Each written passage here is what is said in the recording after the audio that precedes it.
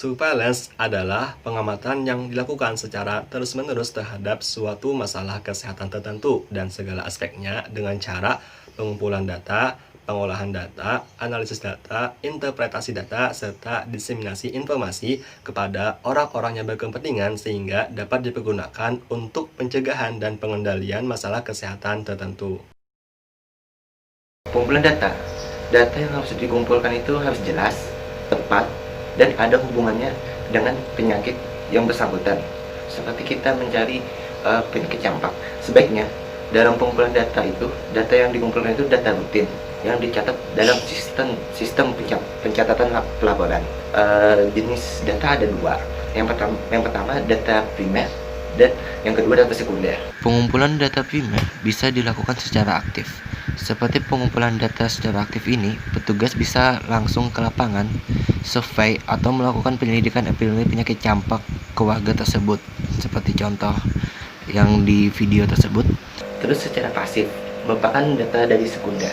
Pengumpulan data secara pasif ini bisa dilakukan dengan data-data rutin yang dikumpulkan di puskesmas. Data sekunder ini tergantung dari kecepatan, ketepatan, kebenaran, dan kelengkapan laporannya yang dikirimkan oleh warga yang terkena penyakit campak. Data yang dikumpul ini disesuaikan dengan tujuan surveillance. Pengumpulan data ini bisa banyak, seperti pencatatan kematian, laporan penyakit, laporan KLB atau wabah, pemeriksaan laboratorium, penyelidikan peristiwa penyakit, penyelidikan wabah, survei, keterangan tentang penduduk serta lingkungan. Pengumpulan data bisa dilakukan dari rumah sakit, praktek umum, puskesmas, dan lainnya. Itu tergantung dari kebutuhan data tersebut. Selanjutnya ada pengolahan data. Dalam surveillance, pengolahan data sangat penting karena data yang sudah diolah akan mempermudah dan mempersingkat waktu petugas surveillance dalam melakukan analisis data. Tujuannya, pengolahan data untuk melihat yang pertama, variabel yang dapat menggambarkan masalah. Yang kedua, faktor-faktor yang mempengaruhinya. Yang ketiga, tujuan dari sistem surveillance. Sehingga dalam penyusunan laporan akan menghasilkan informasi yang berkualitas. Nah, dapat kita lihat pada kegiatan surveillance dalam pengolahan data campak, data tersebut akan disusun sedemikian rupa dan akan sangat mempermudah petugas surveillance dalam menganalisis kasus campak tersebut. Selanjutnya, saya akan memaparkan bagaimana sih pengolahan data yang baik. Yang pertama, tidak membuat kesalahan selama proses pengolahan data. Yang kedua, dapat mengidentifikasi adanya perbedaan dalam frekuensi dan distribusi kasus. Yang ketiga, teknik pengolahan data yang dipakai tidak menimbulkan pengertian yang salah atau berbeda. Dan yang terakhir, metode yang dipakai sesuai dengan metode-metode yang lazim. Penerapan analisa data untuk penyakit campak. Campak merupakan penyakit yang sangat menular. Campak ditularkan melalui udara yang terkontaminasi droplet dari hidung, mulut, atau tenggorokan orang yang terinfeksi. Campak berat mungkin terjadi pada anak-anak yang menderita kurang gizi, terutama mereka yang kekurangan vitamin A, atau sistem kekebalan tubuhnya telah dilemahkan oleh penyakit lain.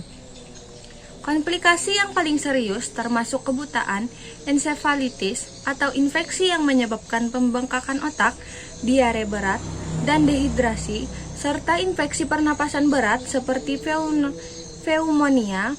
Seseorang yang pernah menderita campak akan mendapatkan kekebalan terhadap penyakit tersebut seumur hidupnya.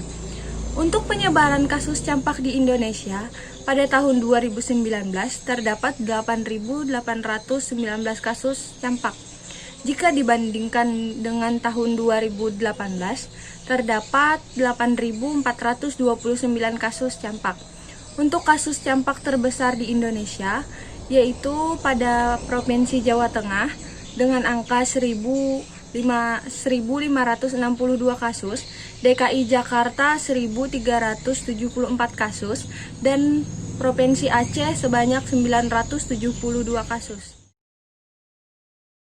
Selanjutnya yaitu interpretasi data. Interpretasi data adalah sebuah bentuk dari kegiatan untuk melakukan penggalangan terhadap sebuah hasil dari analisis dengan berbagai pertanyaan kriteria maupun pada sebuah standar tertentu guna untuk dapat menciptakan sebuah makna dari data yang dimana telah dikumpulkan. Kajian penelitian ini melibatkan beberapa hal yang penting dalam sebuah penelitian, yaitu berupa diskusi, kesimpulan, dan implikasi, seperti kilas balik temuan utama dan bagaimana pertanyaan penelitian dijawab, refleksi peneliti terhadap makna kata, makna data, pandangan peneliti yang dikontraskan dengan kajian regulator atau teoretik, batasan penelitian dan saran untuk penelitian selanjutnya.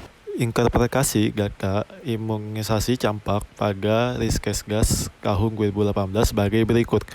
Yang pertama yaitu cakupan imunisasi dasar pada anak umur 12 sampai dengan 23 bulan menurut jenis imunisasi pada rentang tahun 2013 sampai dengan 2018. Bisa kita lihat di sini untuk yang berwarna biru menunjukkan pada tahun 2013 dengan angka 82,1, sedangkan untuk yang warna kuning itu untuk tahun 2018 dengan memperoleh angka 77,3.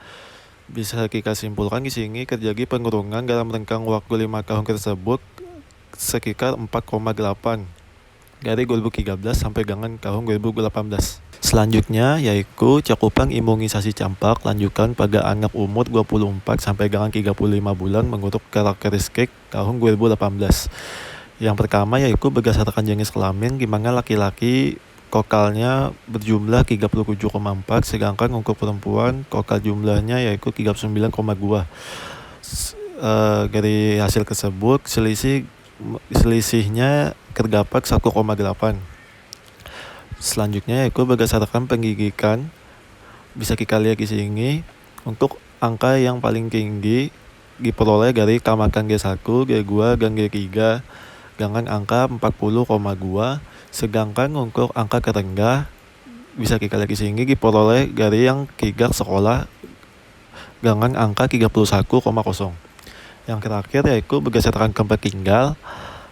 Untuk perkotaan sendiri itu memperoleh angka 39,4, sedangkan untuk pedesaan di angka 37,0. Ini bisa dapat disimpulkan untuk selisih dari kota dan desa itu memiliki angka 2,4. Diseminasi informasi adalah penyebarluasan informasi kepada individu atau kelompok tertentu yang berkepentingan terhadap data tersebut. Diseminasi informasi dapat berupa laporan, buletin, seminar atau simposium, serta kongres. Adapun contoh pelaksanaan diseminasi informasi surveillance epidemiologi pada penyakit campak yaitu dapat dilakukan pada berbagai macam tingkatan. Yang pertama, diseminasi informasi pada tingkatan puskesmas.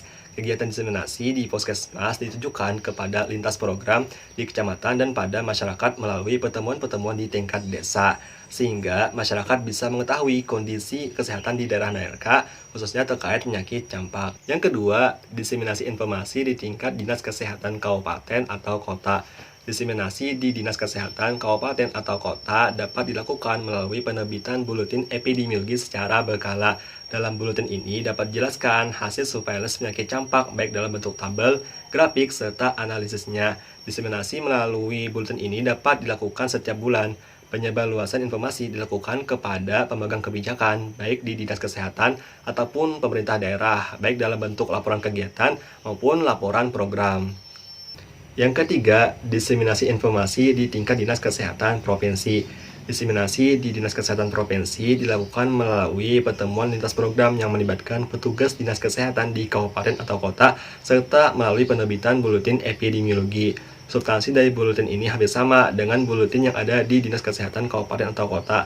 Hanya saja cakupan wilayahnya yang lebih luas, yaitu di tingkat provinsi. Demikianlah video dari kami terkait surveillance epidemiologi pada penyakit campak. Semoga dapat bermanfaat dan dapat menambah pengetahuan teman-teman tentang surveillance epidemiologi. Dan kami juga mohon maaf jika dalam video ini terdapat kesalahan dan kekurangan. Terima kasih. Wassalamualaikum warahmatullahi wabarakatuh.